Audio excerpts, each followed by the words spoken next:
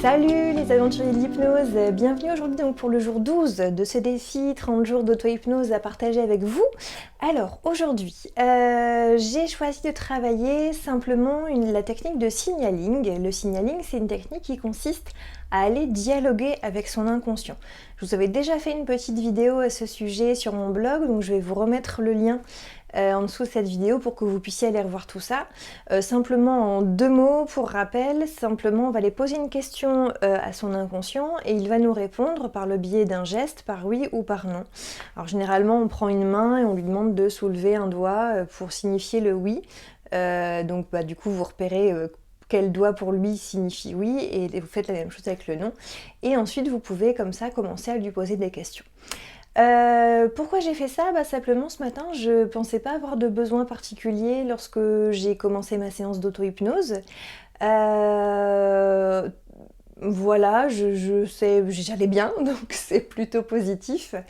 En sachant que, je l'ai déjà dit mais je le répète, on n'est pas obligé de s'astreindre à une séance d'auto-hypnose tous les jours si on n'a pas de besoin particulier. Là c'est vrai que j'ai quand même voulu le faire parce que je suis en plein défi, 30 jours d'auto-hypnose à partager avec vous.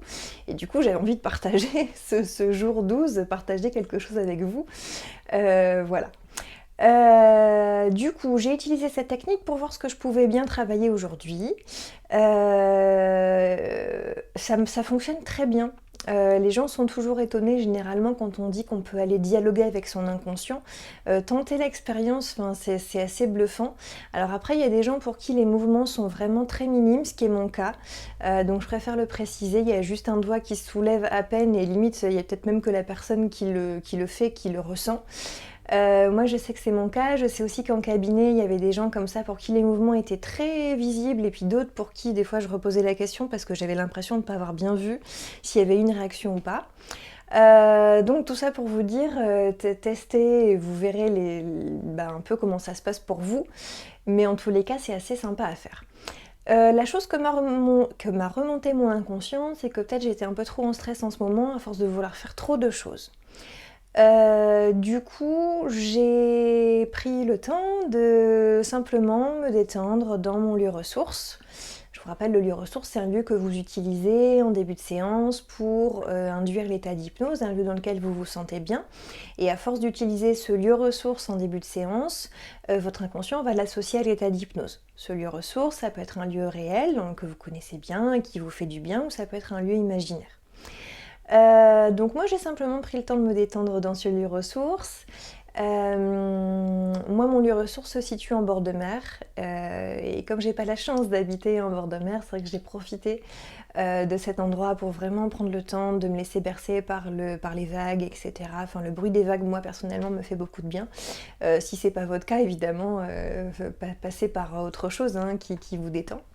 Une balade en forêt ou en montagne ou au bord d'un lac, que sais-je. Donc moi j'ai pris ce temps-là et aussi après la séance d'auto-hypnose, je me suis autorisée à me dire que cet après-midi j'allais peut-être lever le pied un petit peu. Alors j'ai la chance de pouvoir le faire parce que je travaille pour moi et je travaille chez moi. Évidemment j'imagine bien que si vous êtes salarié et que vous devez aller travailler toute la journée, vous n'avez pas d'autre choix que de le faire. Mais ça peut aussi passer par voilà, le soir si vous comptiez faire ça, ça et ça, peut-être que vous le ferez pas ou vous le ferez plus tard ou vous ferez moins de choses. Enfin voilà, je pense que l'inconscient quand il signale quelque chose, quand il signifie quelque chose, c'est pas mal de l'écouter parce que déjà sinon ça sert à rien de lui poser la question. Et généralement l'inconscient c'est beaucoup plus que nous ce qui est bon pour nous. Je vous rappelle, l'inconscient stocke plein d'informations toute la journée et il laisse filtrer seulement quelques informations à la partie consciente.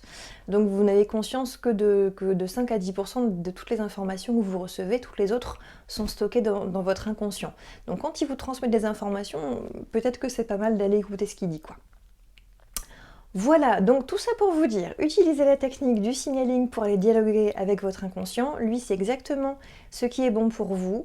Et bah, écoutez, testez tout ça, amusez-vous avec ça. Vous pouvez même aller dialoguer au départ juste pour vous amuser, juste pour vous entraîner. Vous allez voir, c'est assez marrant à faire.